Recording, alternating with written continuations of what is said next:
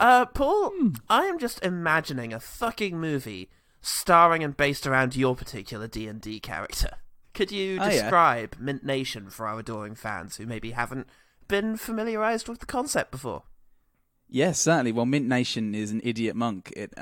He is once a complete and utter despicable fool, but a loving genius who is completely in tune with the ways of his martial art, the inescapable Tit Casino. Yep. And it gives me, the player, the opportunity to not pay attention to any of the stories you crafted, and just to throw myself through a window or into an enemy's face whenever I thought things needed to be moved along. He spent most of the adventure completely naked. Or at least almost. He could, for the first bunch of adventures, didn't know how stairs worked, and so would just fall down them whenever he encountered them. Because I had slow fall, so we made that Yes, that was it. You would just use that instead of climbing any stairs or ladders. You never put anything into spot, because we were playing 3.5 rules, so there were different scores for spot and listen rather than just perception.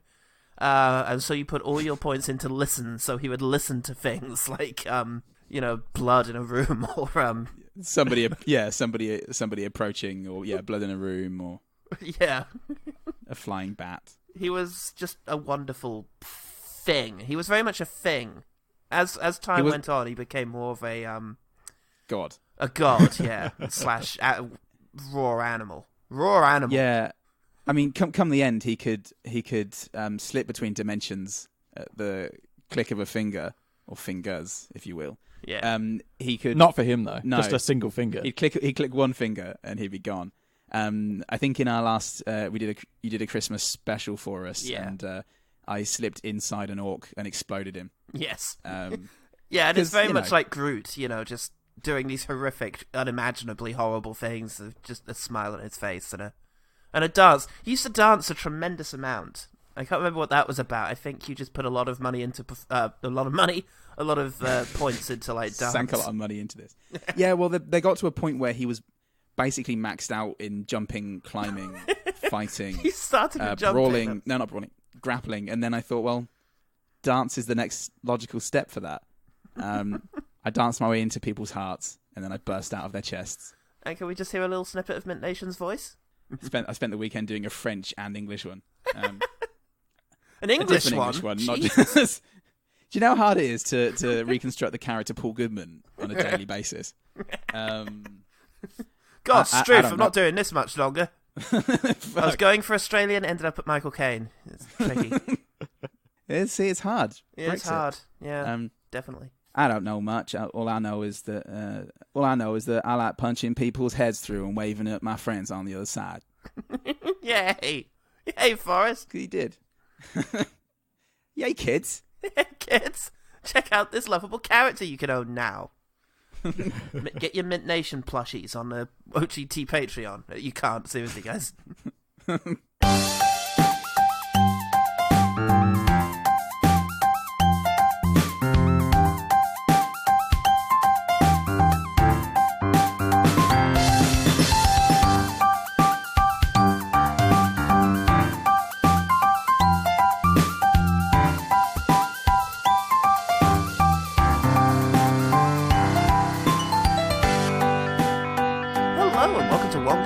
Podcast that always makes a perception test before entering a cinema. Oh, I didn't write something here. I'm Paul. Would you mind?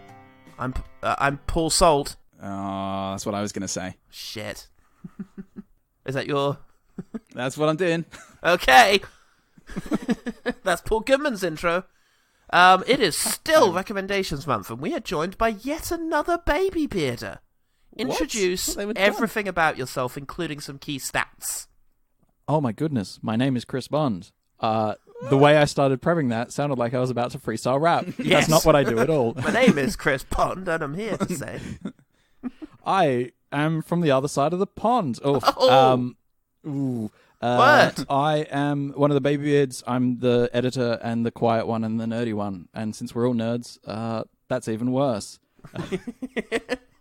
I like to imagine that there's still a hierarchy within the nerd universe and that the other three just bully you relentlessly. But yes, that's right. That's exactly how it goes.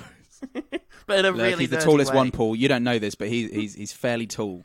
Oh, and shit. in my experience, that means that he's the jock. Oh, That's no. absolutely right. But still a nerd, so, hey guys, look at these Romulans over here. Oh. Bunch of clarks. I think I'm the only one who doesn't watch Star Trek out of the baby Oh, team, shit. so I guess that's in my favor. Jesus, throw a football around. Yeah. Yeah, God. Look at these muscles. Look, I'm Yeah. gonna send Whoa. you. I'm Whoa. gonna send you my lunch money. You'll get it in a few weeks. Good, he's showing me his muscles, Paul. I can't handle this. Please. There's this one, and there's this one. Oh, actually, I've got a third one here. Hold on. This week you have brought along Breck Eisner's Vin Diesel's The Last Witch Hunter. Your immortality has made you the greatest soldier of the Axe Cross. In a war between our world and the next. I've waited my entire life for the opportunity to help you. And now's your chance.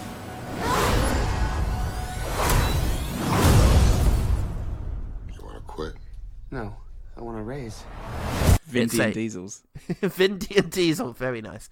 It's a 2015 fantasy action film based mainly on the exploits of Vin Diesel's Dungeons and Dragons character. Melkor, isn't it? Yeah, Melkor. He Oh, has it tattooed okay. on his arm or something? Aw. The film was a critical miss. Oh, Nice. I don't get it. Katie Walsh at the Tribune News Service said, like that other Witch Hunter movie, Hansel and Gretel Witch Hunters, this is a film that is completely Looney Tunes, and only half knows it. I don't remember Which how half? serious Hansel and Gretel was.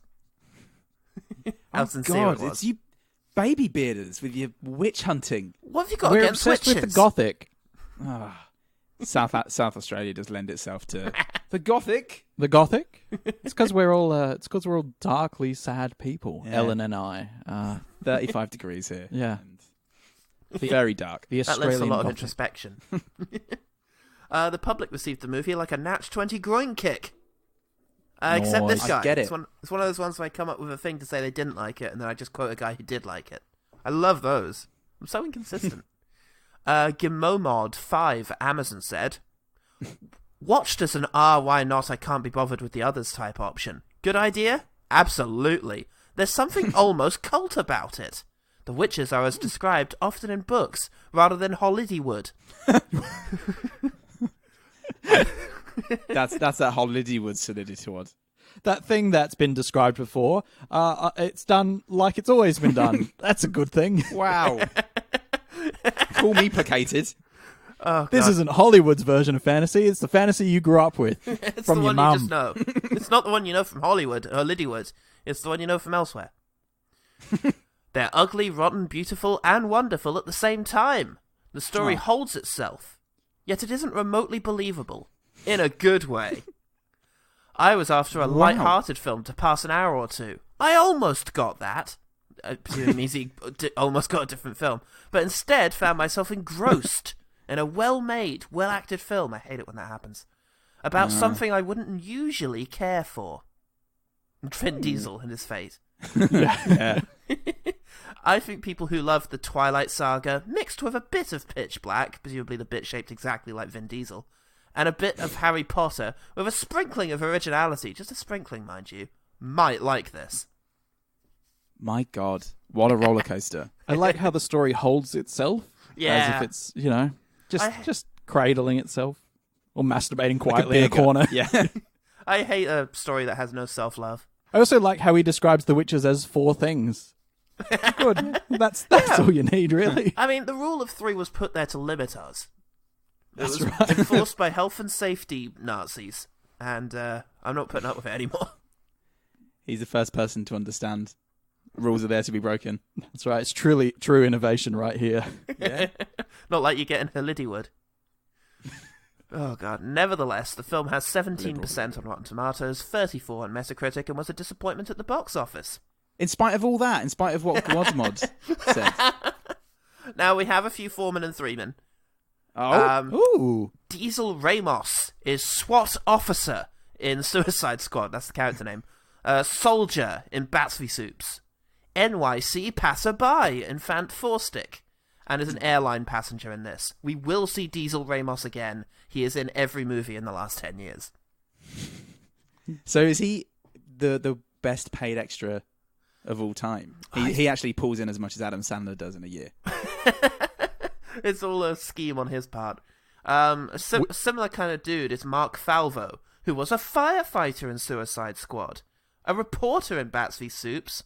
I think he was just a man in black in Men in Black International. Yeah. And here he plays one of the pastry kitchen employees who are putting the bugs in the cakes. That name does ring a bell, so yeah, it must have been Men in Black. That's just about within the scope of my memory. We found it, guys. Did Men in Black came after this, so clearly it's a step up. He's moved from pastry chef to Man in Black. That's a promotion. Maybe he was the whole Pretty time. good. Oh my god. Ooh, this film has layers now. An actual character in the movie is played by Rena Owen, who was Nee Alavar in Star Wars Episode 3. I don't know who that is. I looked at a picture of her. She's just an old lady in a robe. Oh, yeah. But she voices Great. Torn Way in Episode 2. She was one of the tall Spielberg aliens who make the clone army. And here she plays Glazer, the head of that witch council thing. Oh, yeah. Okay. The thing that seems to have lots of lore behind it, but none of it in the film. Yeah, none of which comes up again. Nerds. The Council of Elrond, except nothing comes of it. So where was she for episode 1? What was she beating down George Lucas's door? I was like, George, baby, you got to give me a chance. I saw your Jar Jar Binks movie. I've got to be in the next one. After Peter Serafinovich went, no, I don't want to be in the next one. You can't make me. For some Rita reason. Owen, you are the voice of Darth Maul now. Oh God. I've got one last one for you. Valiant Michael. What? Yes. What? He played Agent Bartoni in Suicide Squad. I don't know who that is. Agent Bartoni. Gotham Police Captain in Bats v Soups. Police Captain, no less. Oh, yeah. And in this, he's just a bodyguard. But a bit of trivia about Valiant Michael. Oh, yeah. He likes to collect first edition books from the 19th and early 20th century, antique weapons, and wooden carved cats, as opposed to wooden uncarved cats. He sounds exactly the sort of person who would be for this film. Yeah. Should have made him the hero. Yeah. But there's nothing heroic about Valiant Michael. I actually thought you were talking about Michael Caine when you said Valiant Michael. I went, okay. He definitely is. Oh, God. All right, so, Chris, you witch prison. Yes, that's me. What's one thing about the last witch hunter that made you want to cling to your prophetic life? By which I mean, why have you suggested this to us? So this was brought to me by a bunch of friends when I was living out in country South Australia, and they said, this is a bad movie, let's watch it. And I went, cool, bad movies, I know a podcast about bad movies and finding positive things. And proceeded to put it on, and they all fucking loved it because they were all, as it turns out, like quite zealous Christians. So all the Judeo-Christian mythos crusader stuff that's in it, they were like, yeah, fuck up witches. And I'm like, oh, this is opening my eyes to something mad. Make Salem great again. Yeah, a little bit. And I was like, okay, I think I might need to get the fuck out of here before I get lynched or something. No. And that's how I left the country. They put this movie on, and about 5 minutes into it, I accurately surmised the entire plot. Yeah, like just ahead. I was like, that guy, that's happening. And I was like, as it unfolded, I was like, this is a good bad film. That one good thing need to know about, and now we do. And now more people know about it. I've sinned clearly. You're spreading the word of Vin Diesel. I am in accordance to your evangelist friends. Fantastic.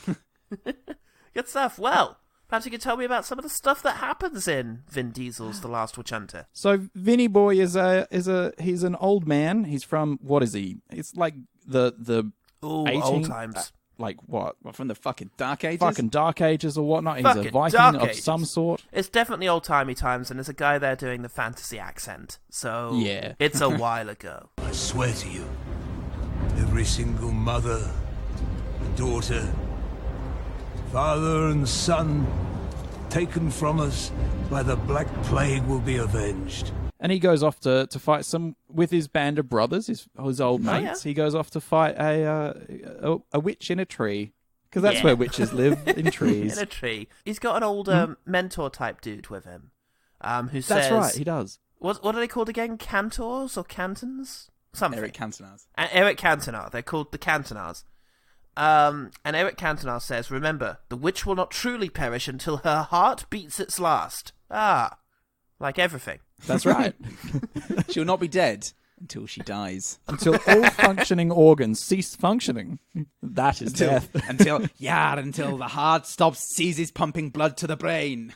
Until we detect a complete lack of brain activity, she shall not truly die. Yes, you are sage. Truly wise. Get that. We thought it was until she just closed her eyes, but then we were always surprised when people woke up in the morning. It was awful. Vin Diesel doesn't have object permanence. Oh, God. He's like a small child.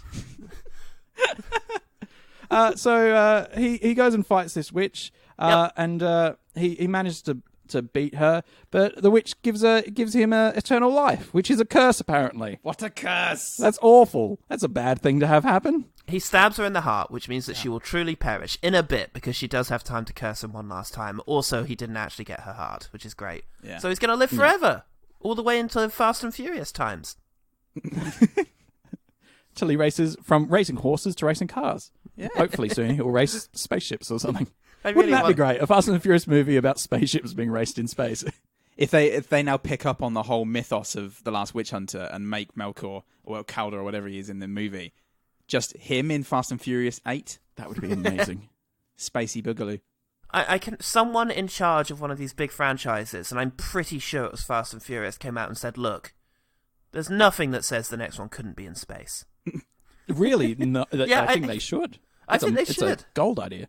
I think put Jason Statham in space is what we're all waiting for. Just make what do you call them? The sea fuckers. You know, the things that ride on water. I thought you meant Sea Shepherd. No, the little, but put them in space. You know, the things that people ride on the waves with. Jet skis. Jet skis. Sea fuckers is what I Sea call them. fuckers, yeah. But I know that doesn't translate. But put them in space and just have them fucking flying around the moon and whatnot. Well, That's how you race in space. It's better than just watching them drive around on the road all the time in their road fuckers. Boring. I know, right? Well, Diesel does some new age witch hunting involving needles and water. It's all very homeopathic. He finds a witch who's doing some accidental weather manipulation. So he mansplains witchcraft, saves the day, and then gets laid because he's great. It's all about confidence, mate. We could learn a thing or two from this. Oh God, Vin the Game Diesel. Yeah, and then a big Icelandic witch man comes in. Oh no! Oh shit! Because well, I mean, they haven't got much going for them. No, it's really all about, yeah, the destruction. It is. But luckily, we do have some good guys. We've got Michael fucking Caine, who does some fantasy narration, which does beat the fantasy narration of Sean Bean, even if it is making me think of The Prestige and how much I like The Prestige. Witches live among us in secret. Their magic passed down from an ancient race. Diluted, half forgotten, but dangerously powerful. After centuries of conflict, a truce was forged. Witches would be allowed to live and govern themselves if they followed one strict rule. That magic never be used against humans. It is making me wonder why they had to do this at all. I don't just mean the film. In this case. Yeah. Well, well, he comes in and he says, "I'll handle my duties to the axe and cross differently. Not by shagging stewardesses or wrecking shit, but by writing down all the times that Vin does that." It is quite the compendium of filth. What an enabler. And then I guess we're introduced to Elijah Wood at this point. He was definitely not the bad guy. Yeah, definitely not. Nah. That You know what? I genuinely didn't get that. I did get that for some reason they were doing a lack of the usual dynamic, but I didn't know that was because he was going to be a minor inconvenience later on. But Caine does get to say a couple of things to Diesel before he disappears for most of the movie for his other day of shooting that came at the end of the schedule. He wants to retire because he swore that he would face death with Vin Diesel, but didn't mean that he would face death with Vin Diesel, so he's out. And he tells him that you shouldn't just be going around fucking stewardesses, and he's like, "What do you know about stewardesses? I fucked many stewardesses as a younger man, but in my day, They were called the Totty of the Sky. They couldn't resist my unyielding charm.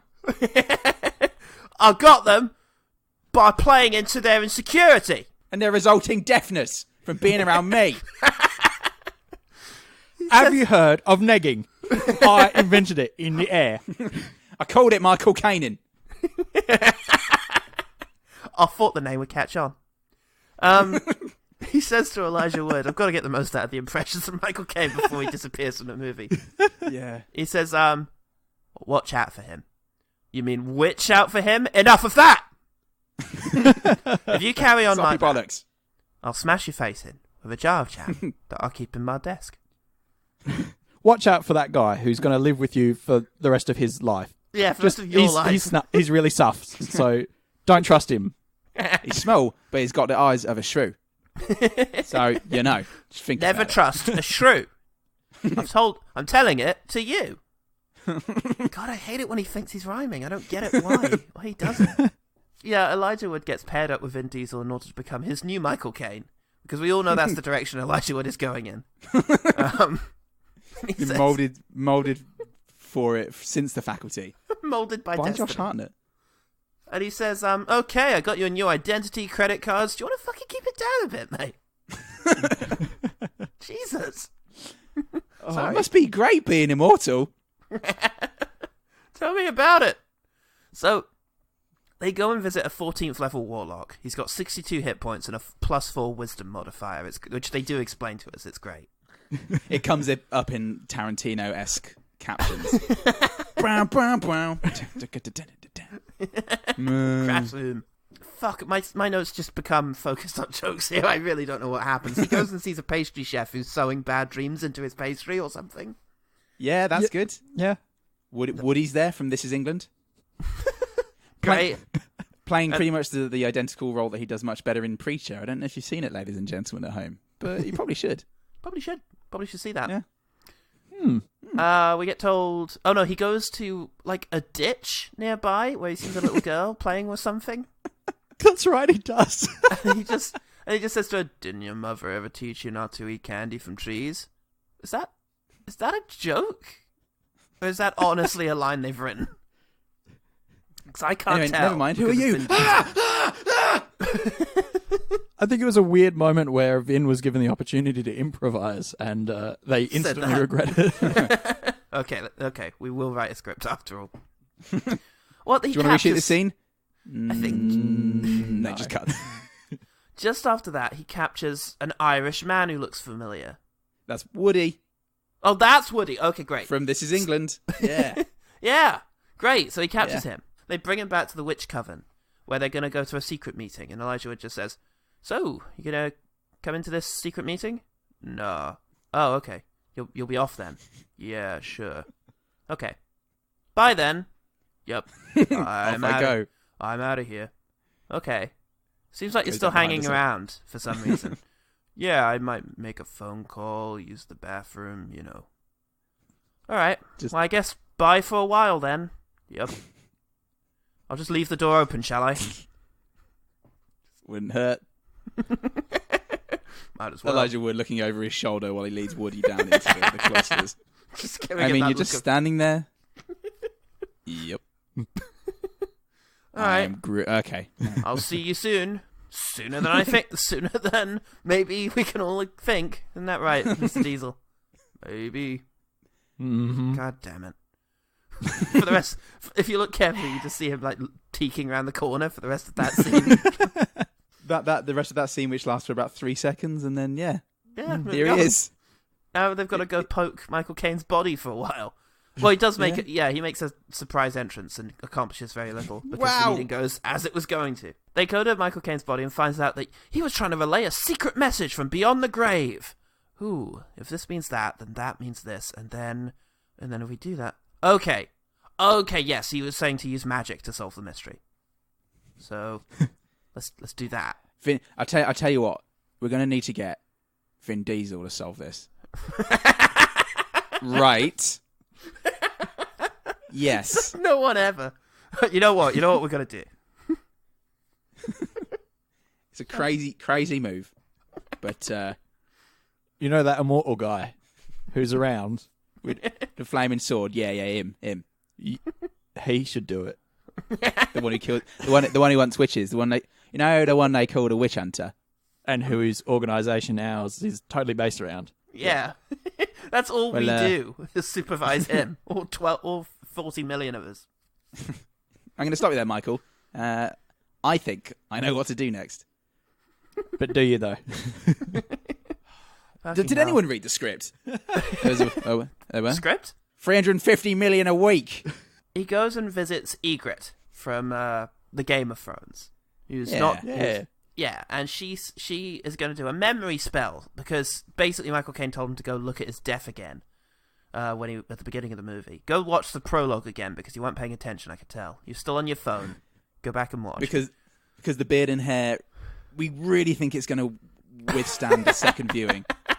It was looking pretty good, but I think people should just get a chance to just a tad more scrutiny, if you will. Costumes spent a lot of time and a lot of energy, and so did design. Trying to put facial and head hair onto Vin Diesel, something that's never been tried before. So they were mad for trying it. They said, "Well, look at me now, Mum." His natural charm, his perfectly spherical head.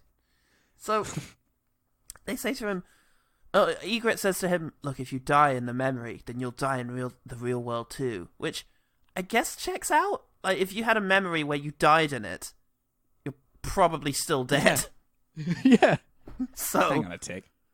Is this time travel then, or is it? Can I change stuff? No, you can just get yourself killed. Yeah. Great. Right. He wakes up from this dream having learnt nothing at all. Because Iceland the man is here. Yeah. Yes, Iceland the man shows up and has chained him to the floor, and he's like, "Oh, I'm going to attack you then." "Oh, I'm chained to the floor." "All right, I'll run away." "Oh." Oh. I hate being chained to the floor. It's my least favourite thing. You know what? It's really getting in the way right now. I don't know if you knew that. Not being chained to the floor.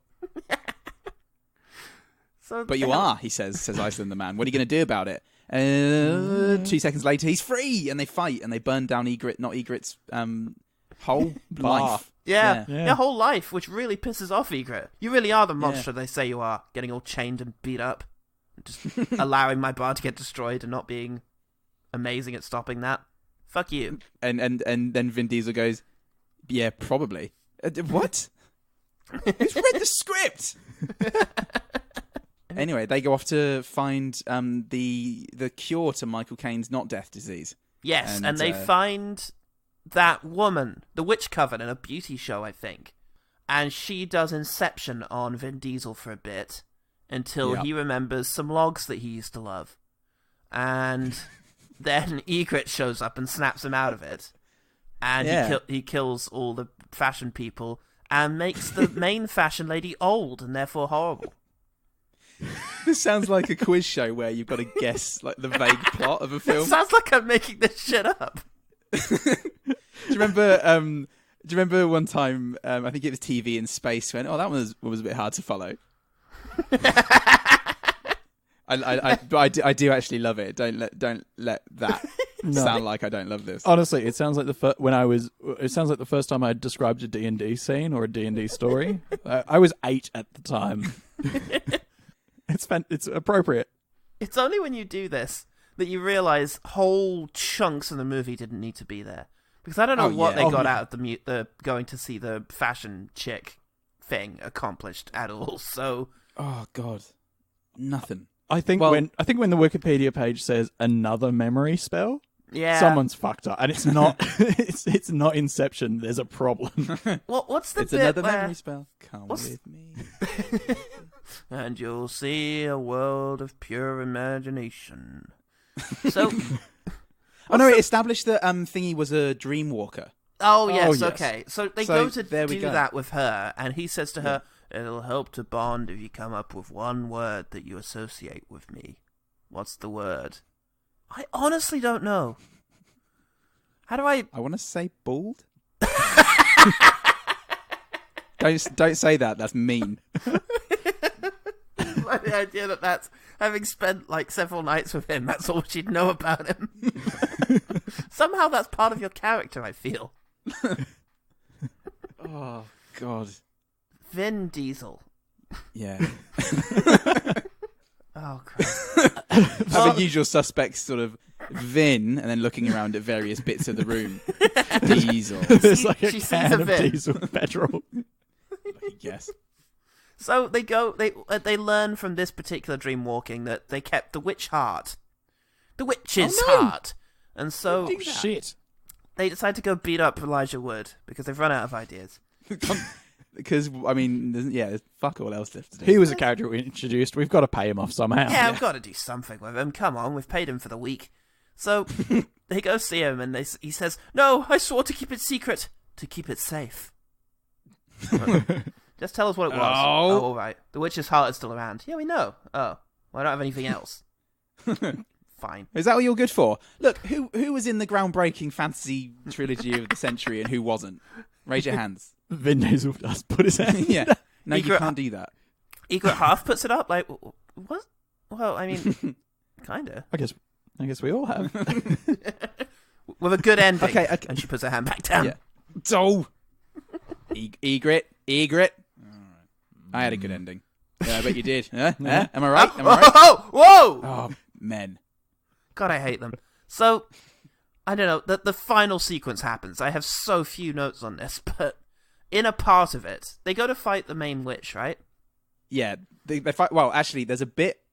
What I thought was the third act, but it was the end of the second act, where Vin D&D Diesel is fighting the witch, and he goes to kill her, and then she takes his immortality away. No! Truly, he is relieved.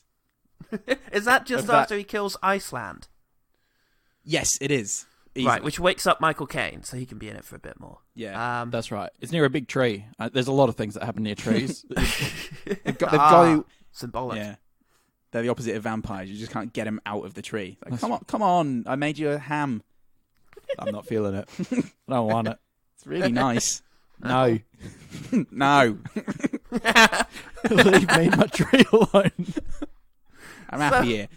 So he goes and fights her again, essentially. And at a crucial point, Elijah Wood comes out holding a gun to Ygritte's head. Those witches you rescued me from when I was a kid, I didn't kill my parents. They were my parents. But sadly, I was born without magic. Oh, witch. Yep. Hey, remember what I said earlier? About passports? No, the other conversation we had. Oh, your parents? Yeah. So, they didn't actually get killed in a fire by witches. Well, no, they did, but the witches were actually my parents. They died in a fire. No. They tried to set fire to me, but then you stopped them, presumably thinking that my parents were already dead and that they had done it, so you did, Yeah. Oh, okay. Well, you're welcome. No, I'm actually pissed about it. What? Yeah, really angry. Yeah, I'm actually angry about it. Well, I saved you from your witch parents. Look, I appreciate it's easy for outsiders to form a very reductive opinion of witch parenting, but if you'll just get out of your cultural bubble for 5 minutes, I think I saved you. Well, I know look, you do, but look... This twist needs to be complicated so we can keep the main character's morality clean. Yes. Well, look, anyway, blam, blam, blam, and he just shoots Vin Diesel. Yeah. Oh no! If only I was still cursed with immortality. And then he gets cursed with he immortality. goes away because basically we're all still scratching our heads from that twist, and they just cut to the next bit. And I think Ygritte is doing some dream walking. She's walking like a champ. And Elijah Wood says to the Queen, "My Queen, I've served you. You'll give me the powers, right?" No, dick. Oh, look, you guess little what? fucking idiot. What do you think powers are? Some sort of ring you're going to slip on your finger and just have an adventure? No, idiot. I did You'll be think born that. with them. Oh. This is Harry Potter rules, not fucking... The bloodline, Yeah. bitch! So, they fuck... I guess this could be summarized as they fuck around for a bit, and then Vin Diesel stabs the witch with a sword shaped like a cock, and it's over. Yeah.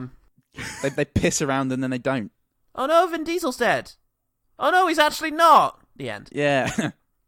Cool. Well, Ygritte says, think of all the great times we've had in the last hour and 45 minutes. Don't you want more of that? Doesn't that justify being alive again? Vin? Yeah, I'm just trying to think. This is me acting. Are you sure? You look asleep. No. This is acting. This is my acting. Remember when Michael Caine died and you got drugged in a nightclub? You can't give up all that. Sure that time that I went, I hate you, and you went, yeah. Jesus. Remember all that lore that we kind of hinted at and gave just enough detail for it to be tantalizing, but didn't go any further. Yeah. All of that to be explored. We could go and explore that now off camera. Yeah. Paul, that line just made me think of like a Han Solo Leia situation where Ygritte's just like, I hate you. I know. No, I really do.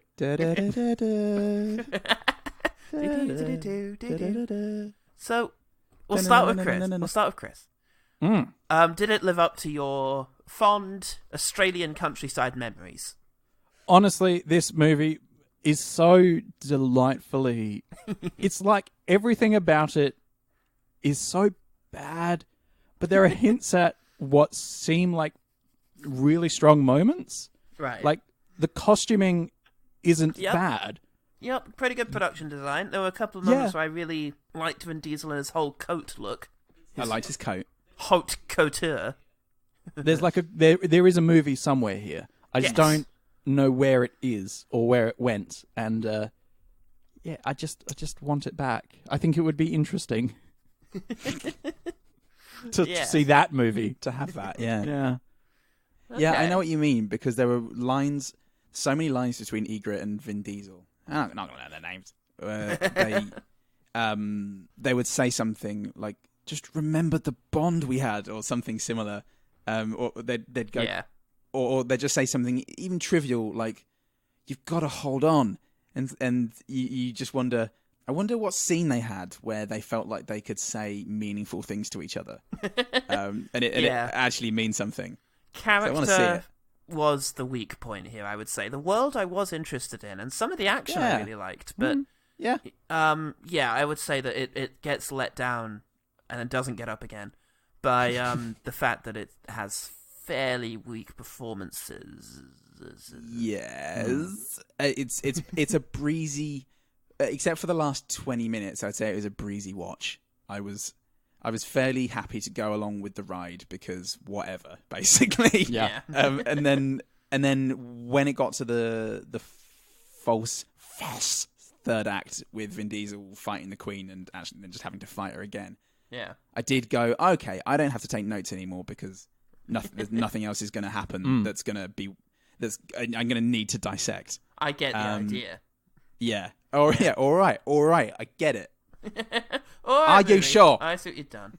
I will say that Mr. Iceland was a better antagonist than Witch Lady, who, like, we've had quite a few witch antagonists lately. We've had the Famke Janssen from the Witch Hunters. We've had who was Mila Jovovich. The Mila in Jovovich. Hellboy. Yep, and I would say this is the weaker of the witch bad guys. Yeah, but I'd say I disliked this movie less than both of those movies. Oh yeah. Yeah, I liked it a fair bit. I was fairly entertained whilst watching it, and surprisingly, in spite of the fact that it's not a good performance, I did find myself more endeared to, to Vin Diesel than I have done for the last, let's say, 5 Fast and Furious movies. Yeah, he's a difficult one because it's interesting that he's in the same film as Michael Caine because they have a very similar approach to acting. They have a very similar accent, and views on British sovereignty, but also in their approach, is in that it's just Vin Diesel playing Vin Diesel in the film Vin Diesel, and it's Michael Caine playing a scientist, playing a linguist, playing whatever. And, I'm an architect now. That's a very challenging role for me, Michael Caine. Bloody hell! What an ass! Yeah, look at the columns on that.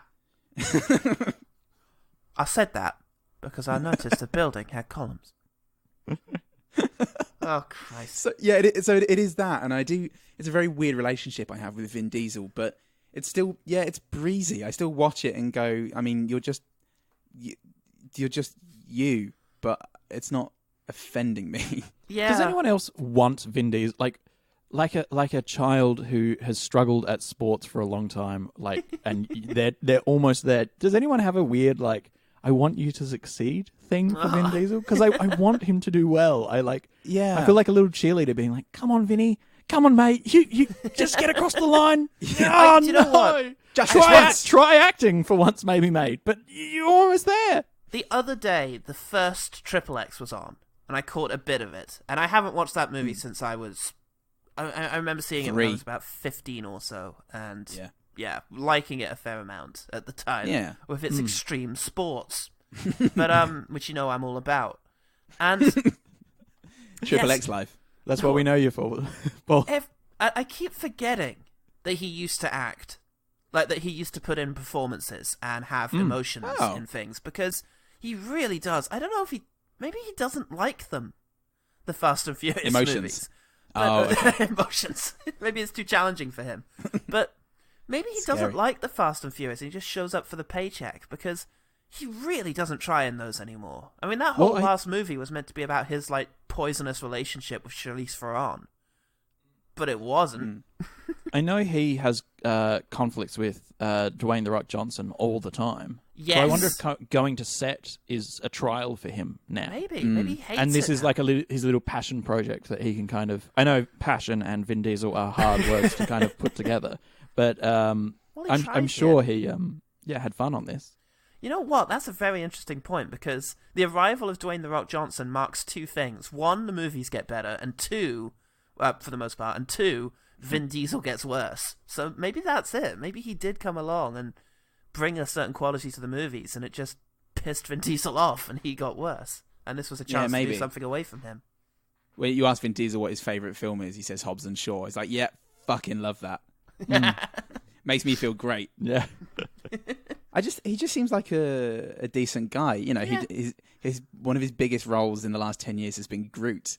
And the fact that he's cool with doing that, it's just you can't help but like that. And the fact that this is because he made this film, or he inspired somebody to write a screenplay for this film because he is obsessed with D&D. It's hard not to like him. Yeah, that's because we all role play here, and you know you got something massive in common there. Yeah, sure. Yeah, and I think that does make it. I mean, you could call it an ego project, I guess, because of it being based entirely around this sort of fantasy of his, and he plays this charming motherfucker who seduces a woman at the beginning and then doesn't again. But there's something more endearing about it than that. I'm trying to think of it's not not to us and them, the whole situation, but it's not like a jock who's like, I want to be James Bond. It's yeah, you're right. There's something charming about this. He's not constantly winning, I think, is like That's the true. thing in this film. Yeah, that helps. Yeah, he is. Yes, he's blessed with immortality, and yes, he gets the lady at the start. But there are quite a number of the film goes on for quite a while, or at least it feels like it does. That he's never just like the first person into the scene that kind of figures things out. He does need to be helped by people. He does is quite happy playing the fool in some scenes. Yeah. I think we've gotten to the bottom of why this movie is actually quite likable. Shall we go ahead and quickfire about it? Yeah. All right. Quickfire. Cool. Chris, you want to start? Yeah, I quite like the design of a lot of the spaces in this film.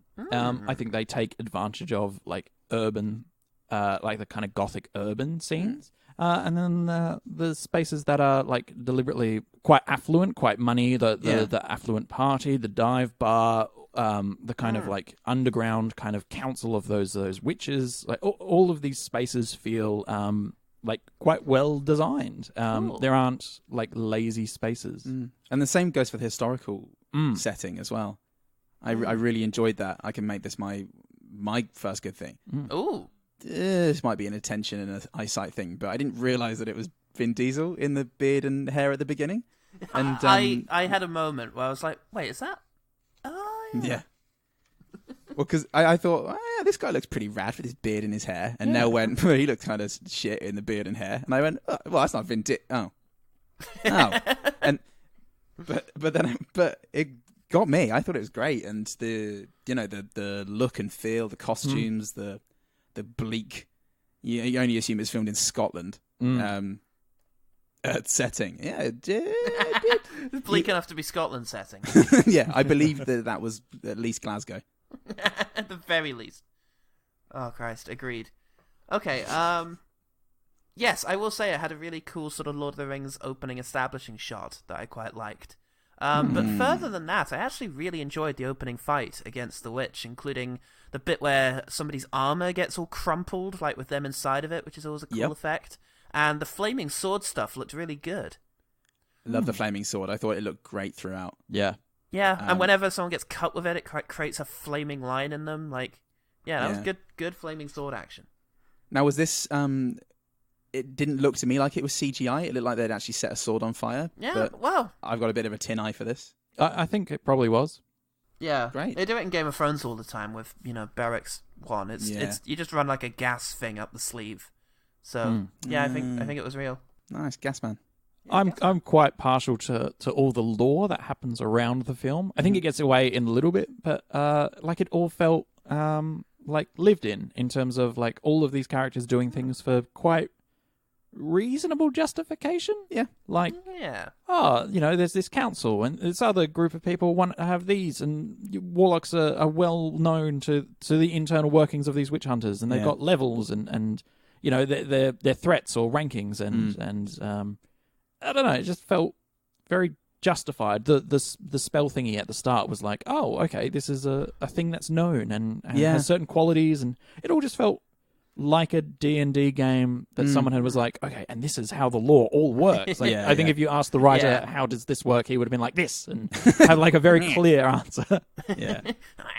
Yeah, actually, there was a moment early on where they're going to kill the witch, and the person they're with, the Stanley Tucci of this situation, says something like, there's been a horrible plague, I know you've all lost people, but if we kill this witch, everything's going to be fine. And I remember thinking, oh, okay, is this going to be like Prejudice, kind of... playing on our fears and making us do something that we don't want to do just in order to, just because it's the easy solution. I was thinking about it. I was in the situation and thinking about it as a moral dilemma. What would I do if I were here? What proof have you presented? Something that would happen in a real world. Yeah, and that was interesting. Nice. I really like the axe. Oh, the axe. It's actually still with the fight scene with the witch. Oh, wow. This I keep wanting to say Viking, whoever it is, they throws the axe, and it sort of gets embedded in a bit of bark behind him, and he goes to grab it again, and spikes come out of it. And it was just a really good witch's trick. Like, it's the witch's reality. And you can only fight back as much as the witch is going to allow it. And just another really cool detail that, again, feels like it's part of a well-established world with order and a natural order. Or unnatural. Oh, no! Spooky. Yeah. I loved seeing Elijah Wood in this. It goes without saying, but you served with great distinction. If I may, when I meet Calder tomorrow, I should play it cool, right? No coffee until after the ritual. I don't feel like I get to see Elijah Wood often. But when I do, it always just makes me happy. I'm just happy to see Elijah Wood. And I was happy that they didn't follow the sort of stereotypical dynamic between the two characters. I was quite glad that... wisecracking... Yeah, servant. He was going to be it was going to be a Q and Bond situation, which is fun. I really like that dynamic in Skyfall, but I've seen it, and I was just worried that was going to be that. So it was nice that at least that it wasn't that. And I just like Elijah Wood. I find him a bit charming. I like Elijah Wood. Yeah. Yeah. We're all doing it for Elijah. Chris? I quite liked her reaction. I can't remember her fucking name. When her bar gets burnt down. Yeah. I was like, yeah, you're really pissed off about this. This seems like a solid financial investment that you've made, and you're quite angry about that. Very reasonable to be upset like this, as you are. It's like, okay, sorry about that. You've poured a lot of hard-earned... Like, I don't know. Her reaction in that felt really genuine and very... how fucking dare you come into my home and wreck my shit. And I did feel bad for her and going, the hero needs to chill the fuck out maybe. And quite enjoyed that. Nice. Excellent. Paul? I really did like the sort of hallucinogenic butterflies and insects that were being woven into these pastries for people. And when I think they go... Diesel and Wood go into the back room, and the guy tries to escape, and he clicks his fingers, and it just becomes like a maze of swirling butterflies. It just again, just really well realized. Yeah.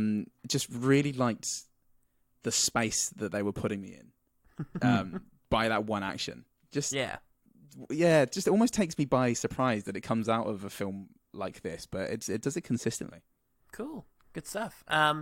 When the Iceland man goes into a hole and Diesel tries to reach after him, and there's a shot of him reaching into the hole trying to grab a hold of this guy. Oh, yeah. And his facial expression is doing stuff. He's like moving around. He looks frustrated, like, give me it, you fucker. Like he's doing stuff, and I could relate to him as a person and a human being. And that was, unusual enough for me to write it down. Golly, gee willikers. I can't imagine that. I must have like blanked it out as if like it was too an beautiful. Impossibility. Yeah. No, clearly tripping balls right now. That's right. Must be all those shrooms. Oh, if only. This movie would be a ride on those. I really like how at the end he that's an idea. How at the end he uses the witch's stones from the beginning. Yeah. He uses them at the end. They pay and off. I was like, look at that. That's some internal consistent. That's a story trick that you might do. Bookends. Hang on a minute. This is a movie. That's a good, and I liked it. I liked how what we saw at the beginning. Yeah, it's just it's good. I like that. Good, good stuff. Yeah, let's see if I can. That's a movie. Cool. Good as. Well, as an aside, Woody from This Is England is called Joe Gilgan, and I think it's just worth naming him. And also, I think is it Rose Leslie as Ygritte? Oh yeah. Off the top of my head, people have names. People have names as well as characters they're more known as than their names. Exactly. Prove us wrong, Rose Leslie. I've been trying to work a you-know-nothing joke into this episode, and it's just completely undoable. You literally know nothing, Vin Diesel. Yeah, I know nothing about these people's names. Yeah. It's nice that she's using her actual posh accent in this. How much do you charge? Well, that depends on what you're buying. A memory. $500. Deal. Did I just say 100? No, you know what? I actually meant 5,000. Is that what you meant? I did. I meant 5,000. Sold. 50,000. Her Scottish accent. Oh, what? She's Scottish, but that's her accent. It's her accent, but she's Scottish because she went to a good school. Oh, okay. So she's I see. A natural, she's better than Scottish accent. Yeah, because this is her actual real life accent she uses in the film, and it's a bit of a potion compared to her Game of Thrones. It's a bit of a poshy, which is actually something different. I do really like Vin Diesel opening the coffin, looking down at Michael Caine with a "Hey kid." Hey kid. Yeah, it's a cool detail. Good. It's just that tickled me and made me go, "Oh, this is good." Yeah, good stuff. Hexenbane, his sword. Look good. It's a good-looking sword. I'm quite particular about my sword design. For example, there are very few swords and weapons in Game of Thrones I actually like the design of. Too ornate in a lot. Too ornate. They look like the crown jewels often. You know those two swords that ice gets turned into? They're just Widow's Wail and Oathkeeper. They're just too much going on in the hilt. I like a simpler design sword, and Hexenbane definitely did it for me. Oh, cool. Where's the pointy bit? Sticking with that. Sticking with the pointy bit. Sticking with the handle. Don't do that. I really enjoyed one of his lines, which is such a baller Vin Diesel line. You know what I'm afraid of? Nothing. I was like, yeah, all right, let's steer into this. You're a fucking immortal sword wielding monster killer. Good, all right. Do that. Say those things. That is absolutely how I'd make a D&D character, though. He's maxed out in everything. He wins all of the fights. Yeah. See, that's the thing, is some people always make their D&D character to be as cool as possible. I usually try and aim for funny, and that usually works out pretty well. I aim to make them cool, and then realise that all I can do is funny. And that's the journey I go on. And that's the joke, is that? Yeah, that's also life. Again, it's a Watchmen comedian-style joke. Yeah. Paul? The fight with Olafsson, Iceland the Man. Oh, yeah. Is breaking his hand to get out the cuffs look kind of cool, but also he goes to swing at Iceland the Man, as he does this, Iceland the Man utters an incantation that puts a little glass barrier between them. Yes. And he's doing this as he's going to punch him, and then Vidi sort of thunks and cracks it. And it's just real cool sequence of events in this few seconds. Again, just shows a sort of sophistication and better understanding of like choreography, I guess. Yeah, I'd say so. All right, well, look, I'm going to say my last few, which are quotes. And then I'll hand it over to you guys to empty out whatever you got left in those old balls you got. So, first quote is a Vin Diesel quote. I've seen people get old, retire, and die. Rarely on the same day. I quite like that. That was good. Nice. That was clever. It's not illegal to sell mind-altering bugs. Fucking great. Love that. Probably not, you know. Probably not. I mean, prove it. Go on. What's his name? Go on. Get the Elijah dictionary Wood out. says after he says he'll get a taxi. What's that for? A cab. You're not qualified for what happens next. Right. I'll get a receipt. Yeah, Which that's is fun. great. That's really cute.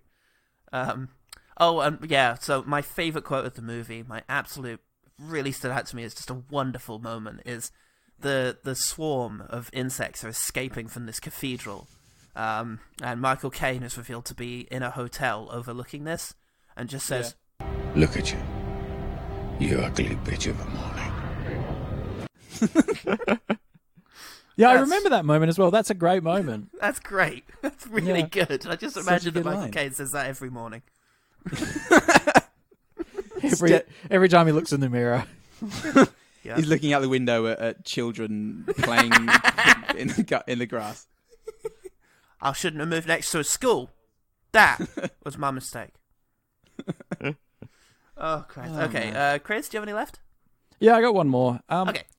I really, really, really enjoy the idea of the witches being simultaneously like beautiful and gross, and also playing with beauty and more like that idea of I know it's a fucking trope, and the quote from the reviewer at the beginning I made fun of, but it is actually nice to see that idea of witches and that idea of fae as a classical kind of gothic. European Gothic kind of thing. I really enjoy that. Yeah. And I think it's quite cool. Cool. The dream visuals at the end when they're going back, and the surrounds are shaking while the characters themselves are in focus. It was cool, and it feels like it's just the effect that you could do when you flip a switch. But I liked it. I like the visual of all the darkness streaking out from the city, which is only slightly worse than children being happy in Caine's book. And at the very end, the boofing of the heart behind the big ornate door.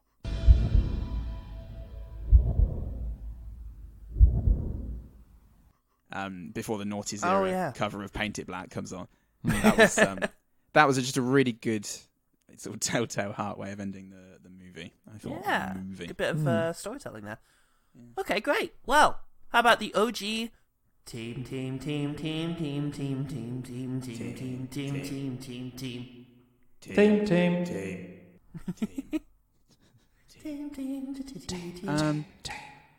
me see, because I had a bit of a weird recording schedule this week. We did rather, didn't we? We did a bit, didn't we? When did you put out the tweet? Was it 3 weeks ago when we were due to do this the first time? No, I think I put out the tweet 3 hours ago. Okay. Oh, okay, right. Yeah. So that's what that story was. Somewhere between 3 weeks and 3 hours ago. Give or take 3 weeks. I'm gonna, it got some likes and retweets, but again, did people see The Last Witch Hunter? Or is it all one goddamn joke? So we didn't have anything from the OG team, is my answer to that. Oh shit. But okay. But that's okay, because next week it'll be different, because I might even tweet it on time. I don't know. I might not. Maybe. Yeah. Maybe. Take this whole thing seriously. Yeah, let's do it. Maybe. All right. Well, thanks, OG team. All right. What about the one better thing? The one better thing. What about it? What are you gonna do about it? Something. Wait for the jingle again. Yeah. Okay. Well, who wants to go first? Who has one? Well, Yeah, I got. Yep. Yeah. Cool. All right. Go. All right. As the tallest and jockiest member of Therefore, is the room. The most alpha. muscular Paul in the room. Please go ahead. Paul, you're actually far more muscular than I am. I can see your muscles. Well, it's because it's Guys, muscle and bone. It's getting pretty homoerotic up in here. So we'll stop flirting and tell the one better thing. It's been a long weekend. I'll tell you what's the one better thing. So my one better thing is a 1994 film where a man gets resurrected from the dead and goes on a vengeance spree. Dark Man. No, not Dark Man. Shit. It features an actor in his final film. It is 1994, The Crow. Oh, of course. For mainly, obviously, it's Brandon Lee's final film. But this is a film that The Crow seems like a passion project, just like Last Witch Hunter. They're both gothic, American kind of films. They all, have your titular hero, an unkillable kind of badass character. His resurrection is not just a positive; it is a little bit of a curse, and it's it's just a good film. Yeah, it is a good film. It's a really good one, and the aesthetic is gorgeous in that film. And Brandon Lee is an amazing performance. Okay, Gooders, cool. What have you got? What have you got? Well, I'll tell you what Gooders has got. Is coming right at him. Get him. Get him. Hoodlum. Adrenaline milk. Yeah, get him. fuck. God, fucking tired. Tell you what, I know I've been keeping this facade pretty immaculate, but fucking hell. Podcasting malarkey takes it out of you. It does actually. It's it really does. It does. I hate it personally. None of us are doing this by choice. We've been through this. Yeah. This is not. I dream of stacking shelves, and this is just. I have to take a break from that eventually. Dream of stacking shelves. Dreamed a dream of knowing where the beans. Of bargain bins and fuck. I can't keep it going. I'm pretty tired too. What's your one better thing? Warcraft 2016 movie. Woo! We'll talk about that. Yeah, I think we've talked about it, but I couldn't find it on the one better thing spreadsheet. So here we go. No, we haven't. We haven't talked about it at all. I don't think. Which is odd, considering we actually both liked it quite a bit. Yeah, it would have filled a one better thing slot many times over. But I'm doing it now. So back off. Off. £350 million a week on the NHS. This is Warcraft based on the games, the video games across formats. The James, also called Warcraft. As an orc horde invades the planet Azeroth using a magic portal, a few human heroes and dissenting orcs must attempt to stop the true evil behind this war. Is what IMDb says. But I what feel does like it you're mean to actually me? reading the dictionary definition of Warcraft, not even Wikipedia or IMDb, just the dictionary. Now, when you look up the word "the" in the dictionary, that's what comes up. Warcraft. So yeah, it's actually a very successful and competent video game adaptation, and it's like surprisingly so. I think you saw it initially. I definitely thought it was going to be shit, and you went, "No, it's not actually." And I went, "I'll believe that when I see it," and I did. I feel like I think that might be Valerian. I think with World of Warcraft, what happened is, if I remember correctly, you, me, and Xavier gathered together and watched it all together for all of our first times. And we were not expecting to enjoy it. I can't imagine what led us to do that, but I'm sure that was the situation, was the three of us were watching it. I think I was going from something you said. Maybe it was just it's not as bad as I've heard. I don't think I saw it before you. Maybe it was just what you'd heard, or maybe. Because I don't think I'd do anything without your okay. It doesn't sound like me, but I just go for something. He wouldn't talk until you commanded him via Skype. Yeah, I just positioned him around. Put the verbal coin in. But yeah, no, it's very competent. Travis Fimmell's on it, hot off the success of the early seasons of Vikings, I think. And it's got everyone in it. Ben Foster, Dominic Cooper, Toby Kebbell, Dr. Von Normal Name himself, Clancy Brown, Ruth Negga, from Preacher with Chris Cooper.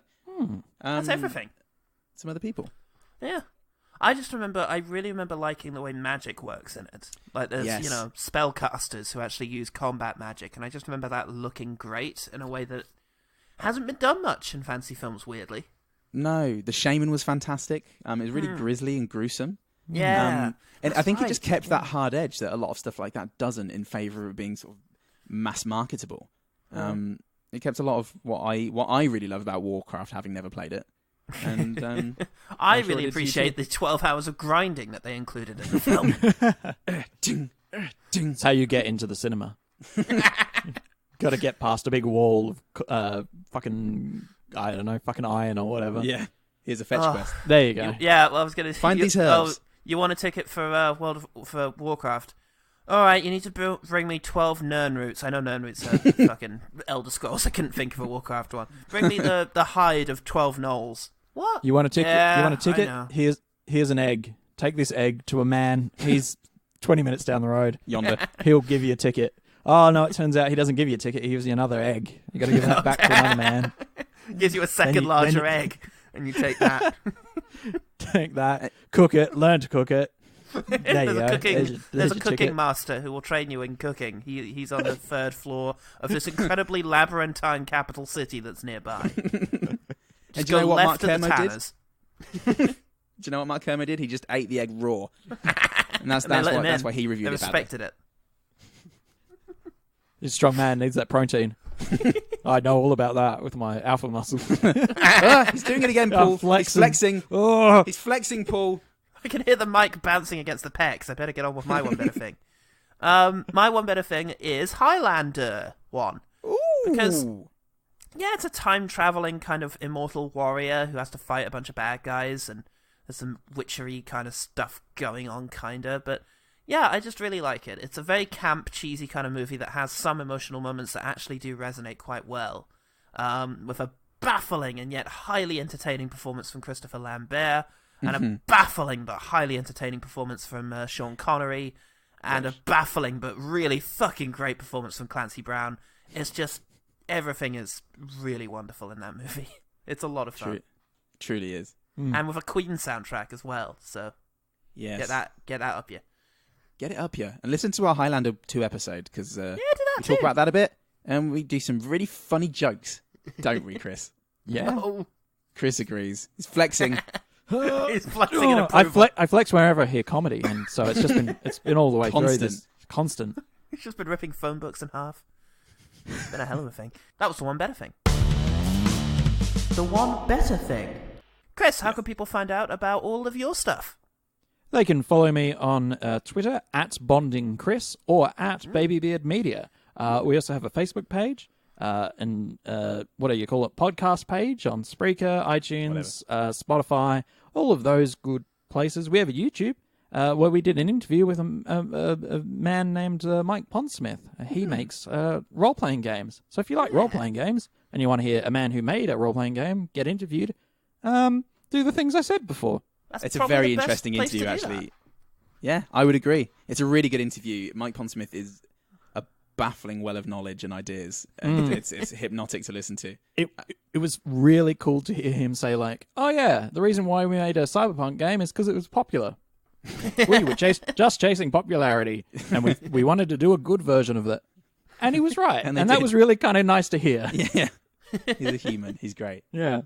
It's great to have you here, Chris, and especially as a huge D&D / tabletop and LARPing kind of guy. I do it all. I LARP. Yeah. I ran a 50-person LARP at one point in my life because I'm a psycho, stupid idiot that I am. I did want to slip it in. The other one better thing that I did was the other film was the game is Darkness Rising. It's real good. It's also about D&D. Darkness Rising. Darkness Rising. It's really, really competently made satire of D&D players, so that's a good one. Fantastic. Cool. Yeah. Sounds like something for our Patreon pool. Yeah. Ooh. Which we have. And you can find out more about by doing what sort of thing, Paul? You can go online, plug in, get your mum to get off the phone to her friends, and they're not real. No, they're not real. Not like us. We're real. All of our hopes and dreams are real, and you should be funding that or not. But if you do, You get a warm, fuzzy feeling of helping us and supporting us doing the things we love to do. Like Ellen Graham, who subscribed, I can never think of the right verb, for Patreonizing us last week. For patronising us. Yeah. Hey. For condescending to us by giving us money on a monthly basis. But you also get exclusive content. Paul Salt's Film Club has just kicked off, and it's fucking kicked off, mate. And very, very soon we'll be also kicking off an already kicked off series, which is reviewing some of the big films of 2020. Yeah, all the big. But other than that, we're on Spotify now, which is great. We're also on all the other old shit that you listen to us on, and you can get us on Facebook, Twitter, and Gmail at ogtpod. So if you do that, then do it. Stop messing around. Gmail. Dumbest thing I'll say today. I'm Paul Dumbest Thing. I'm Paul today. I'm Alpha Chris. Oh no! Oh! It's back. No, stop punching us. And remember, the one good thing about The Last Witch Hunter is you should watch The Last Witch Hunter. It's great.